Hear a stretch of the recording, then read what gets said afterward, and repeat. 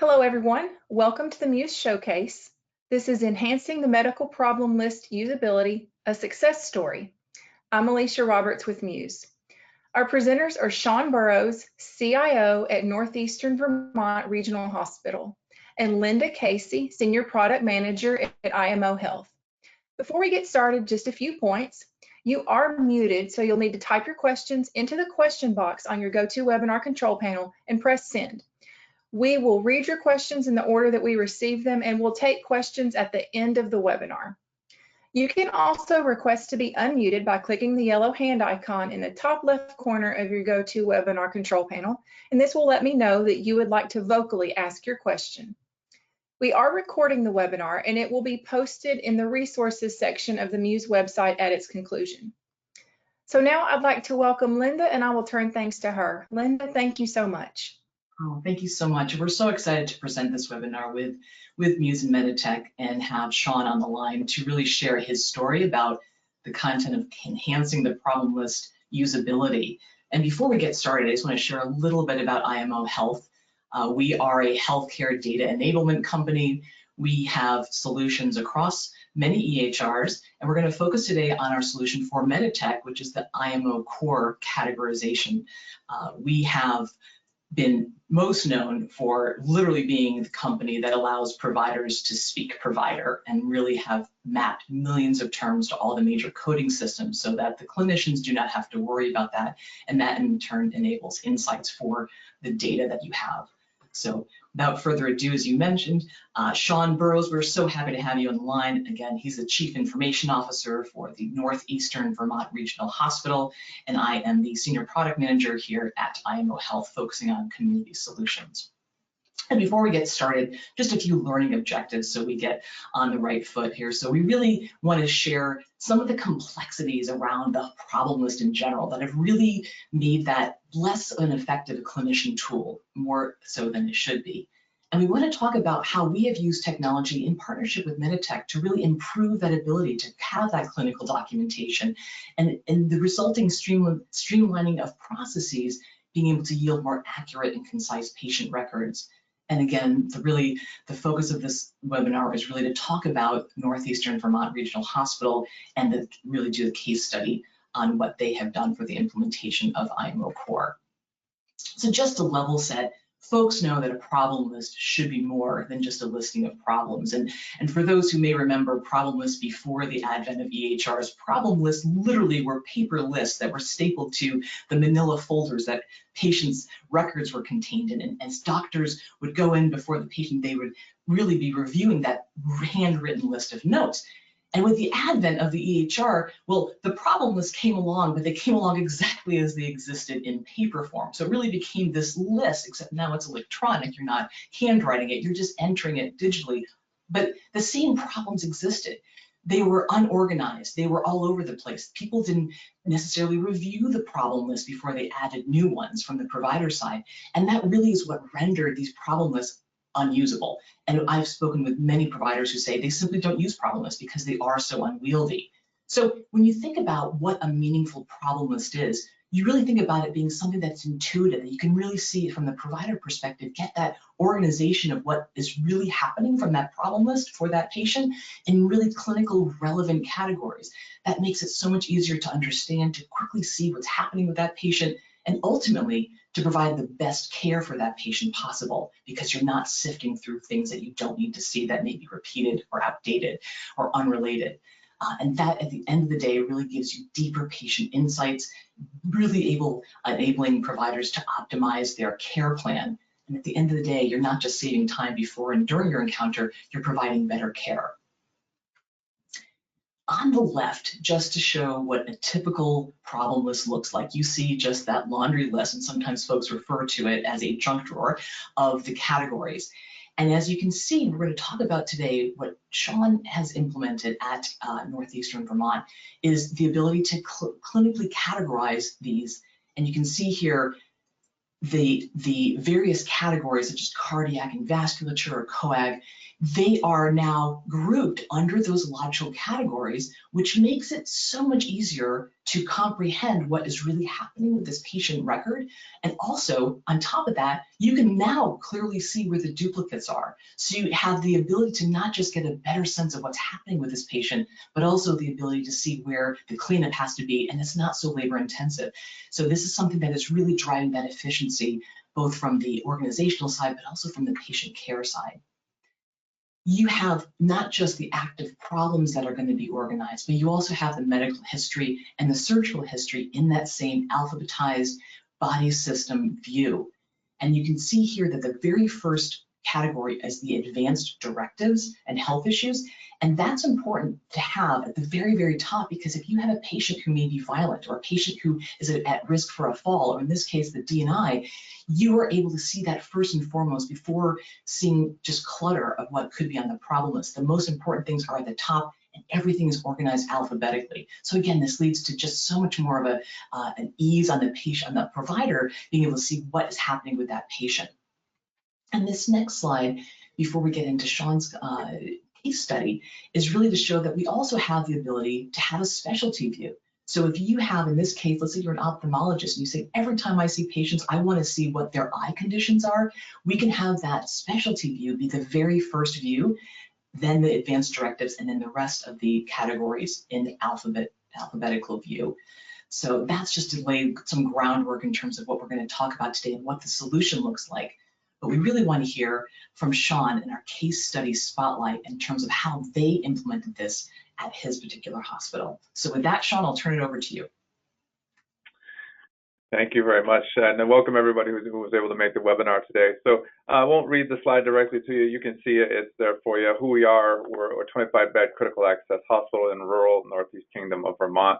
We serve a pretty diverse population that has a lot of comorbidities. So we've been dealing with problem lists just like everyone else for quite a long time, and they've gotten more complex as they go by. So we keep these patients, we manage them for a long time, and due to that repetitive nature of seeing them, our EMRs continue to bloom. And the only comment I'll make here is we are MEDITECH throughout all of our practices. We don't have to do interfaces or anything else, so we are a MEDITECH shop for all our specialties and primary care practices, along with our ED and our hospital. So we were facing the same challenges you all are.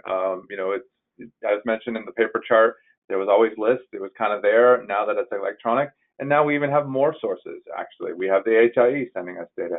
We have external data coming in from sources such as Commonwealth. So we sort of solved the information gathering problem, but we didn't actually solve what do we do with it and how do we manage it. And that's where sort of for us, we needed something. So we searched and talked to IMO and said, what else do you have? IMO, we knew them from the nomenclature side. We've done years and years of mapping. We did all those master spreadsheets. Now we get into something with IMO that's much more functional for the users, much more functional for the providers in their day-to-day lives, that they can enjoy and reap some benefits of having those overlaid on top. So next slide, I'm going to show you, this is directly from our EMR. I took these screenshots myself. So I know this isn't sales. I literally took these screenshots. What you're seeing is what you typically would see by, so we get some patients that have a lot of problems, as we know. I didn't even take all the screenshots because you have to scroll for multiple pages for you to see them all. So if I'm a new provider, or if I'm an ED provider that's not familiar with this patient, I'm looking at this list and I get a 2-minute snapshot of what's going on and what do I need to deal with this. It's just too much.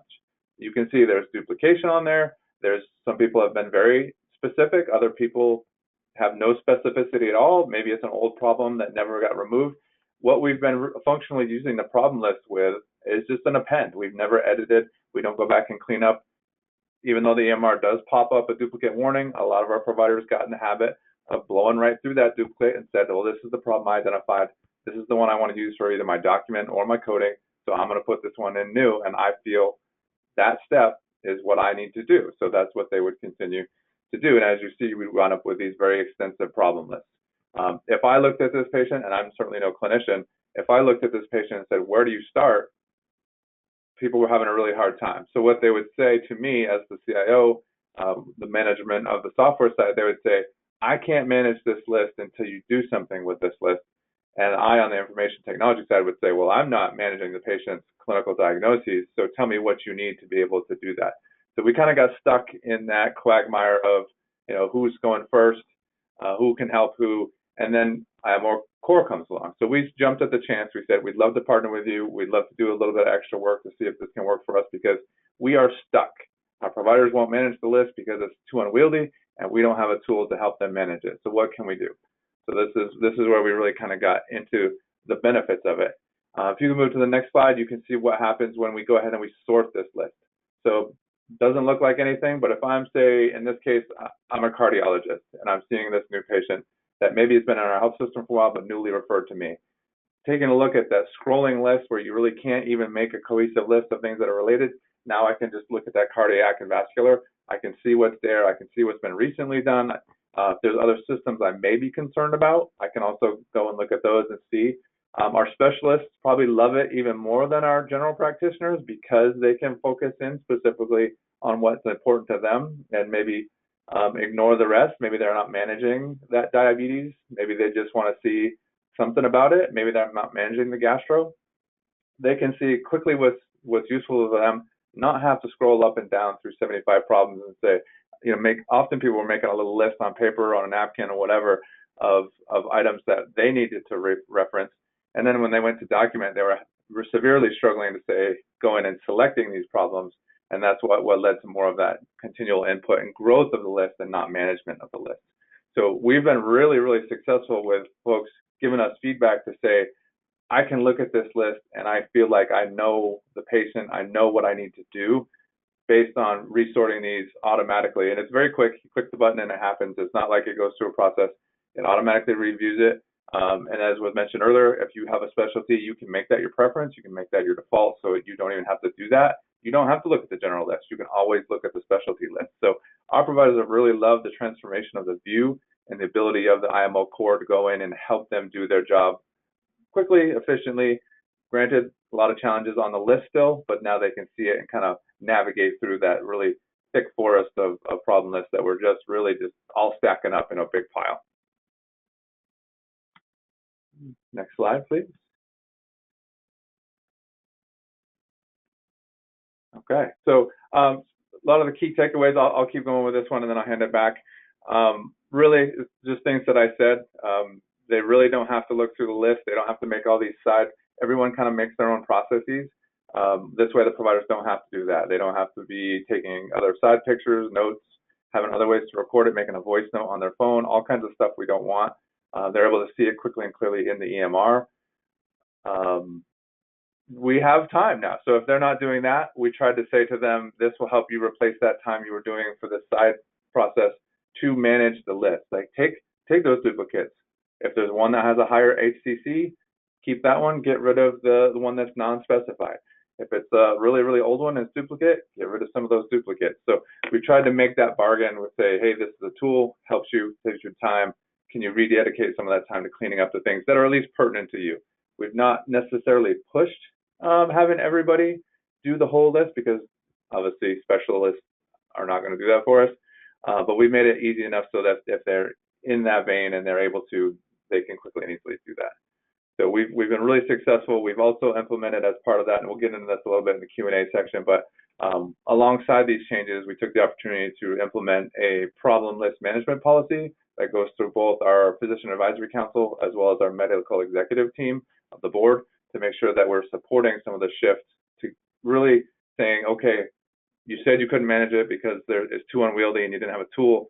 Well, now you have a tool. So let's now take a look at, are you actually managing the list? Because as going forward, we're in Vermont. We're sort of in a new unique management situation from our regulators in the state. Some of the stuff that we're going to start getting evaluated on, obviously quality data matters. A lot of this might start having financial impacts. So we want to have a really clean and really robust problem list that truly reflects the acuity of our patients in our community, and not just maybe some billing data, or we send them 75 problems and say, you figure out how much acuity we have in our region. That's not something that we really want to engage in. We want that data to be updated, accurate, and reflective of the work that our providers are doing, and doing a really great job at doing, by the way, as well.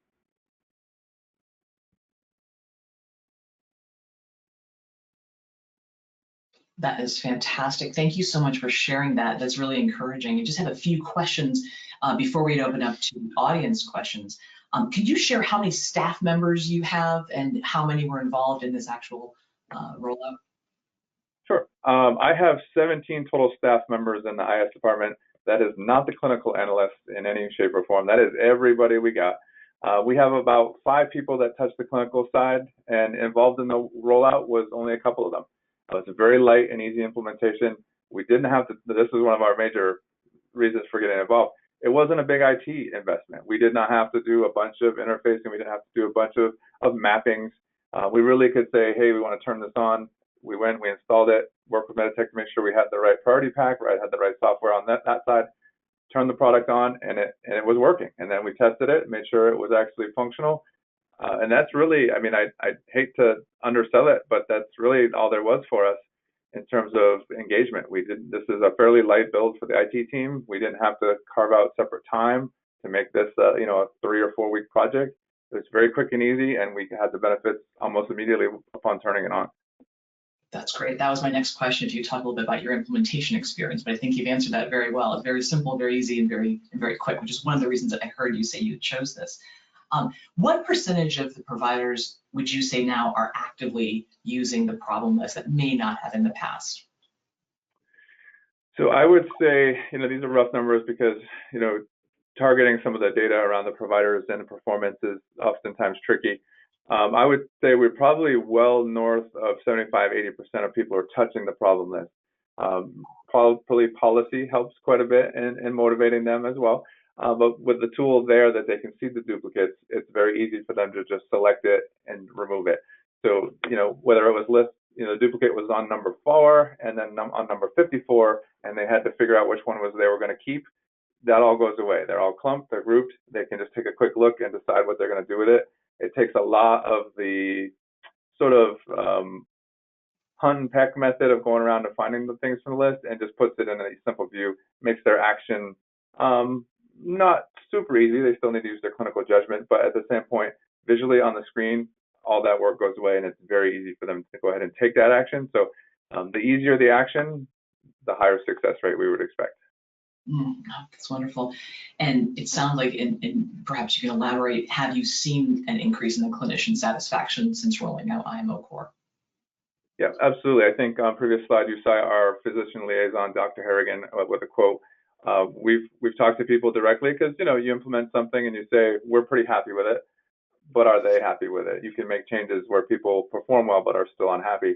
And they said that they love it, especially our specialties, like I mentioned before. That's exactly what they want. They don't want to look at all 50 problems. They want to look at the 5 that matters to them, and they want to see if it's specific enough for what they're doing, and then they want to go about to the next patient. So our primaries obviously love it as well. Takes some of these unwieldy lists and puts it in something that's consumable. All of our providers that we talk to do not want to go backwards. They do not want to lose the product. They want to stick with it. And they actually want to do more things with it. So that's very encouraging for us. Providers don't usually love changes. When they love changes, it's successful. That's fantastic to hear. You had touched on the governance that you had put in place to encourage that cleanup. Can you talk a little bit more about what that governance looks like and how did you roll it out, and what was the feedback? What was the response from your staff, from your providers? Yeah, absolutely. We didn't really do a great job with it. I'll be pretty blunt. We just were assuming everybody was doing what they needed to do, and that was the way of it. As you transition from paper charts when you don't have the visibility to more of these online problem lists with multiple sources, audit trails, you can see who's doing what. So you really can kind of take a deep dive and say, what is the activity? What is our expectation? And what kind of delta do we have between those two things? And we found we had a pretty good size delta.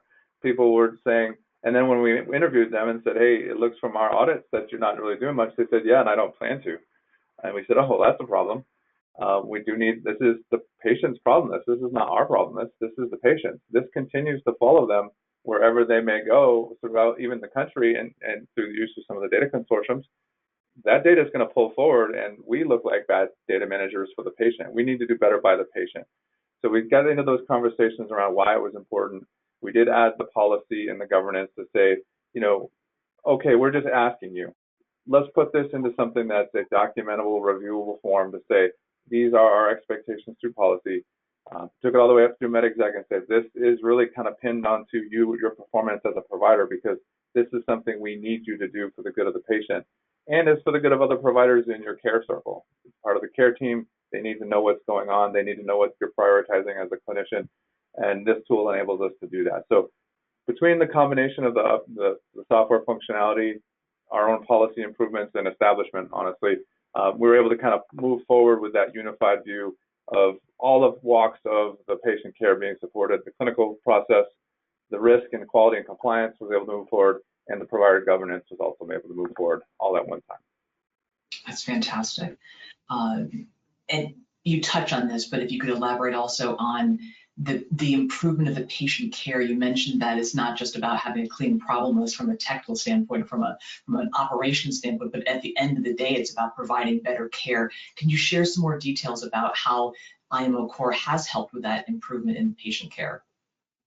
Yeah, absolutely. So patients now are more educated. They're more aware. They have their patient portal. They have other means of accessing their clinical information. So they're looking at the same problem as we are. They're looking at it going, why do I have asthma 3 times on my list? That's nonsensical. What is this? This I haven't had in a really long time. Why is this still on there? I went to the ED the other day and they asked me about all this stuff and I thought that was ridiculous. So we get the real-time feedback from patients around why aren't their problem lists managed. They're using it portability, which is great, but we didn't manage it. The next place they went got a crappy problem list. So we get the feedback from them. We know it helps our other clinicians even enter the system between our practices to the ED to the hospital. You know, they have that care cycle. Everybody is appreciating the work that other people are doing in that management. Before, it was very much, that's not my problem list. I don't want to say not my problem, excuse the pun, but they would say, that's the PCP's problem. I'm not touching it. They probably want that list just like it is, so I'm going to leave it alone. They come to the hospital, get some diagnosis, go back out. PCP says, well, those were the hospital problems. I didn't assign those. I'm not touching them. I'm going to continue to manage what I'm managing. So really, it's bringing that community patient focus back into the conversation to say, this is for the patient. This is information that they're using. They need this to be correct. We need it to be correct. How do we solve it? That's good. Fantastic. And if you were to say, now that you have been through this, if you were to give any advice to anyone perhaps listening on this call who say things you would do differently or lessons you've learned that you'd like to share, what would those be? I would have pushed IMO to come out with it sooner. No, there's really no reason to not implement this. I mean, it's going to save you enough time. The ROI is incredible. You really need this unless you're really good already. And if you're on this call and your problem lists are all cleaned up and everything's completely copacetic, then maybe you don't need it. But I would say that I would find that hard to believe. But majority of the folks have the same problem. We're all in healthcare. We all run into the same type of challenges for time, focus in a day for providers. You're going to want the tool. There's really nothing I would do different. I was glad we were able to get in and start using it when we did. And I'm happy to see what other partnerships we have coming down the road with IMO.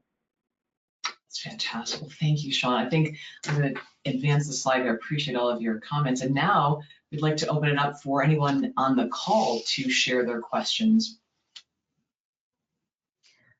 All right, great. Thank you so much, Linda, and thank you, Shawn. If you logged in a little bit late, now we have moved into Q&A, and so you can type your question into the question box on GoToWebinar control panel, or you can raise your hand to be unmuted by clicking the yellow hand icon in the top left corner of that GoToWebinar control panel. All right, so we've got a few that have been sent in during the webinar that we can go ahead and read those out. All right, here is the first question. Why do you only see the categorization when you are editing?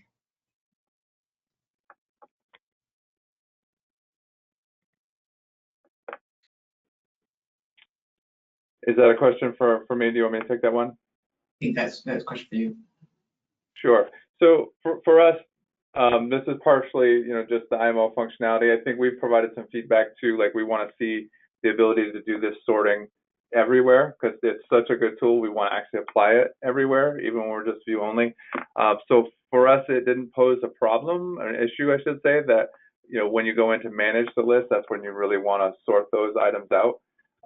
So for us, it really hasn't been a big deal. You're going to go edit it. You want to see it in a different way, then you go ahead and see it. But we did hear that feedback from providers, and we did share that with IMO, that if you're just viewing from either the home screen or you have a widget that you're viewing the problem list on, Why can't we see it sorted there as well? And I think those are things that IMO, I don't want to speak for them, but I believe those things that IMO was taking back to look for their development team. And my understanding is it is being reviewed right now, but thank you. I just want to hear how you're using that tool in that particular capacity.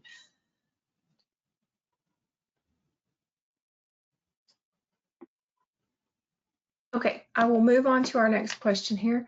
This one's a little bit long, so this is from Tiffany. Tiffany, I may need to unmute you so you can ask this, but I'm gonna try to read out what you have sent here. Okay, would you be willing to share your problem list management policy? Does it cover each department's responsibility when it comes to management of the list, like adding problems, moving to resolved, etc.? So Tiffany, if you need me to unmute you, I can, but that would be for you, Shawn. Yeah, I'll take the gist of it, and then if Tiffany has more, certainly be willing to explore the question further. But short answer is yes, we're happy to share what we created for our problem list policy. No, we do not go so specific that it's sort of a procedure. The policy is more around the generalized use of a problem list. You want to be as specific as possible. You want to remove any duplicates that you see that pertain to your care or your area. So essentially what we've tried to avoid, and what one of the fights has always been, like, so if a patient goes to the ED, we're really not expecting the ED, if they're managing a trauma, to go through their 50 list long problem list and take out duplicates and really clean up that problem list. Maybe if they wind up being admitted, we'd ask the hospitalist to do more of that management. But we don't specifically get down to each specialist role. We do kind of ask a little bit of different folks, like the ED to inpatient side, because there's time with that patient to actually do that review. But other than that, we try to stay away from really specific roles and responsibilities, just because it's healthcare, and it's really difficult. Sometimes in the ED for 10 minutes, sometimes they're in there for 10 hours, and then the ability for the ED to manage that in that specific case would change. So we try to kind of level set it across the top, and then as time goes by, if we can get more specific, we would hope to. But for first launch of a problem list management policy, we decided to keep those expectations sort of blasé, that will be applied across the entire organization.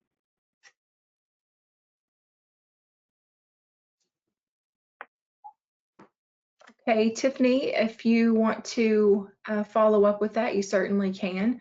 But I don't see anything else from Tiffany, so I'll move on to our next one. Okay, and this comes from Melissa. Melissa asks, do you have exclusivity on as well? We do. Yep, we absolutely do. Okay. I think what becomes interesting for us, and this is sort of a sidebar from your question, is not all the providers use the prioritization tools that are in the list, and not all the providers are using the HTCs. So like that's another next level degree of education for our providers, because I would fashion a guess that if we interviewed all of our providers right now and they said, do you know what this HTC even is? Many of them may not. They're just going to manage the problem, and it's additional information, and they don't know what the score is or what it means. So that's on top of those MEDITECH native tools, integrating with the IMO Core tools, is how we need our next little iteration of growth for our providers to be, is in that field of the really complex management of the software and the product. Yeah. All right, I see we have a hand raised, Melissa. I am going to unmute you so you can vocally ask your question. All right, Melissa, you're unmuted on this end. You'll need to just click unmute on your, there you go. All right, Melissa, go ahead. Okay, thank you. I had raised my hand during the lecture because I couldn't figure out how to ask my question, but I did finally find it. So we just turned exclusivity on, and I do have quite a bit of pushback just because our lists were on both sides, so when you first turn that on, it all goes over to the active side. And so I'm glad to hear, like, we're following your plan, basically just a couple steps behind, trying to get them to be more proactive with it.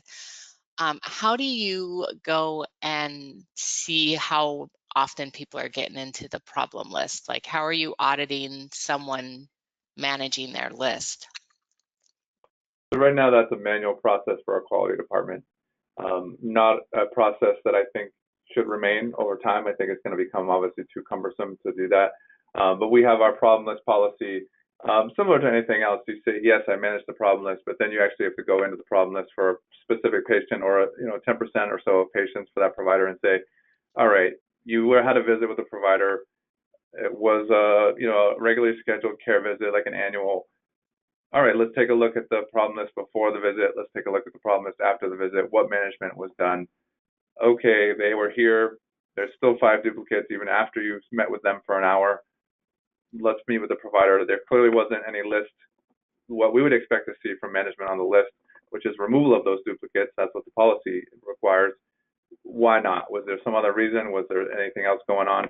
So it's still a bit of a manual process to do that human-based assessment of what could or should have happened according to the policy and according to the provider's behavior. But we're looking for ways to explore to making that a lot faster. In terms of exclusivity, what I would advise there is just to kind of hang tight, stay with it. Nobody loves it initially, but it really is one of those things where a lot of our providers would leave stuff on the active problem list that was clearly not active because they didn't want it to move over to the history. But then somebody else would pick up that patient and then try to treat them for that, or ask them about that, and the patient would get upset that no, they hadn't had that in a while. So that's really on the more of the MEDITECH side tool and how you're going to go with that. And we just kind of made that decision and kind of stuck with it for a while, and then really got provider to a few of them to champion it and say, in any group of users, you're not going to have 100% consensus, but for the good of the patient, for the management of all the rest of the clinical areas that need to look at this, we just can't have all this duplication and try to figure out what belongs where. Thank you. That's exactly our thoughts, but man, I'm hanging tight. And I was afraid that was going to be a manual process. So I'm glad to see, who you're having do it, and thank you for that. You're welcome. All right, Melissa, thank you. I will place you back on mute. Okay, I'll move on to our next question now, and this is from Janie. Janie asks, how is the tool invoked? Is it integrated into MEDITECH software seamlessly? A launch from MEDITECH. As an aside, we are client server 567 priority pack 49.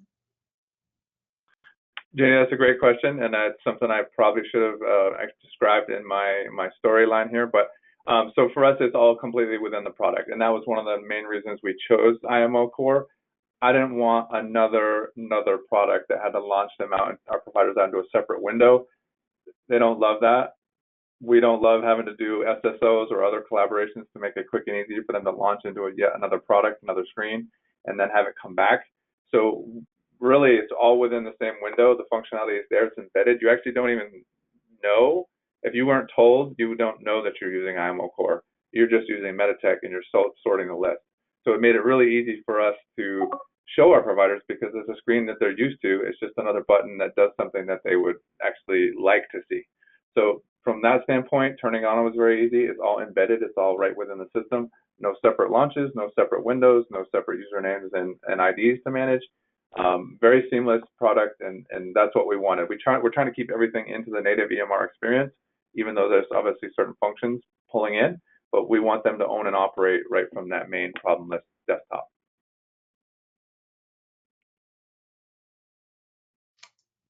All right, Shawn, thank you. All right, I will move on then to our next question. And this is from Robin. Robin asks, we implemented IMO Core problem list categorization in July, and it's been well received by PCPs and specialists at Independence Health. Has IMO Core considered subcategorization filters for each system, like HCC? That's a question for me. We have many things. We work very closely with the MEDITECH product management team and understanding what their roadmap priorities are and what ours are. So we are in constant communication. We have heard that, and there's more to come, but right now that is not part of this solution for MEDITECH.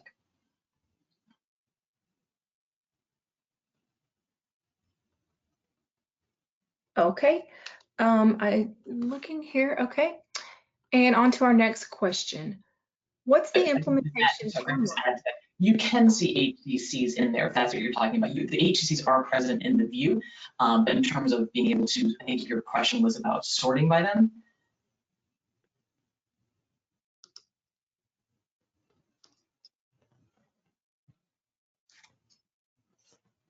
Yes. I think that's how that. I'll take a stab at an answer to the question because I think I know where it's going with it. Right now, when you sort by clinical category, it does sort them all out. So if you're like that cardiology example, it'll pull all those things in.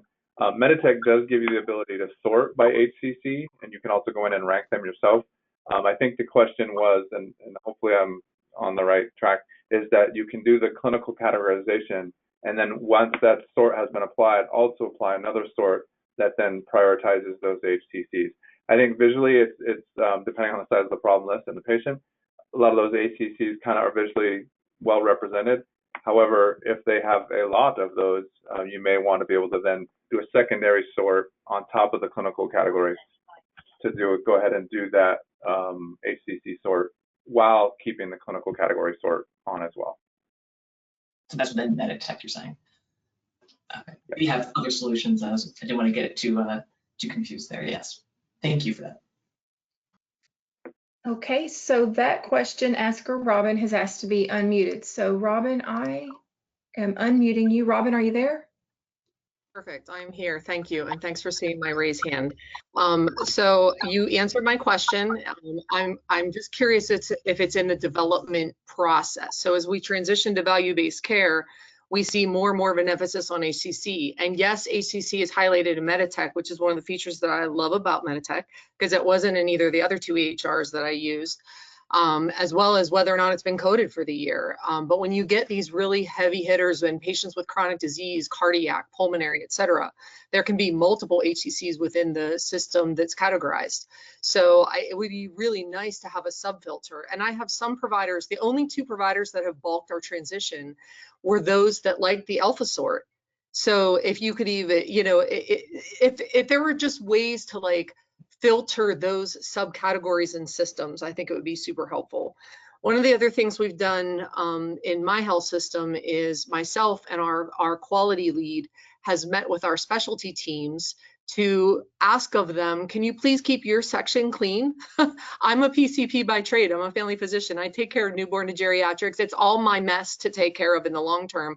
And I would agree 100% with what's been stated that these problem lists affect our patient care. And that has been my leadership role in this initiative with our EPAC for 2024 has been problem list cleanup because we went live with Expanse. It'll be 4 years in November. So now we're dealing with a mess, right? Now we're dealing with the duplicate, triplicate. It's outrageous, the problem list. So meeting with the specialty teams has been super helpful because it's allowed us to say, you have 5 problems. Can you please make sure they're as specific as possible and clean up any mess that you can? And of course, we take a very diplomatic approach to that, but it has been extremely helpful. We started in January and we've worked through our big hitters with HCC for specialties. It's impossible to police problem lists, impossible. But IMO Core, when Erin Mattis, our ambulatory supervisor, showed me Dr. Priscilla Fraze's video in May, I was like, can we do this yesterday? Could we have done this yesterday, please? Because it is so much more visually clean than the alpha sorted problem list, in my opinion. That's great.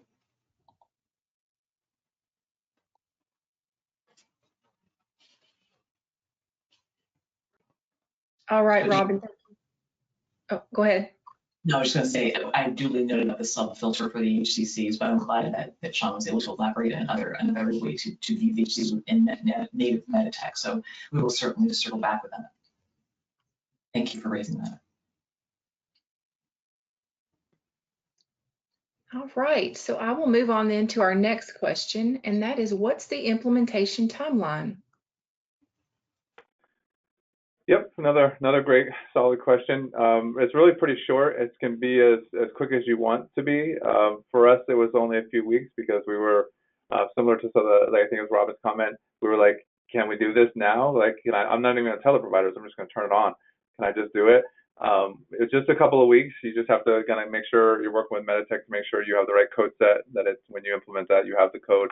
But otherwise, just a few weeks if you want to move that fast, depending on what other governing, change management, other things that you have at your organization. It's really as fast as you want to go. I would say I wouldn't put IMO in a corner here, but maybe as short as a couple, 3 weeks, maybe as long as 6, 8 weeks if you want to take that time to march through some of those other things. Like we had work to do on our side to help augment and support the process.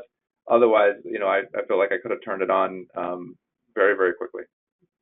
I think that's a great point, Shawn. And really the key here is that the implementation itself is truly, we give you a code and you can just literally flip it on in your system.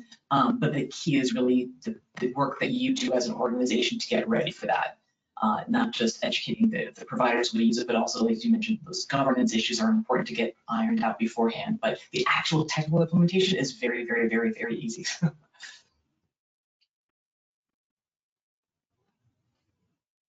All right, let's check here. I am not seeing any other questions in our question box, and I don't see any hands raised. So I did just want to mention, as I did at the very beginning, we have recorded today, and we will post this in the resources section of the Muse website. If you want to go back and watch that, you'll need to log in with your Muse information credentials in order to watch that. And I will just turn it back to Linda and Shawn for any closing comments.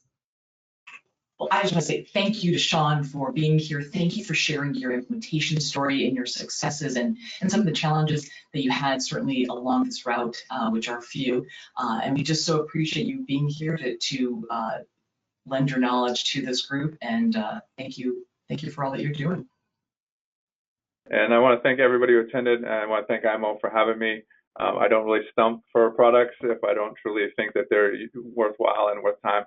IMO Core product has been extremely helpful for us, and as I said earlier, I'm really looking forward to see what other products IMO might have in the future, because I think this is really all the work that we were doing for meaningful use, all the work we were doing, all the nomenclature mapping was sort of try to point us to this moment, and now how else can we leverage those tools and how else can we make the end user experience improve from all this work that we've done. So thank you again. If you don't have IMO Core, start asking your representation for it. It's very much a helpful thing for your organization. I also want to thank Muse, thank you MEDITECH for having this, for hosting this webinar as well, and we appreciate your partnership.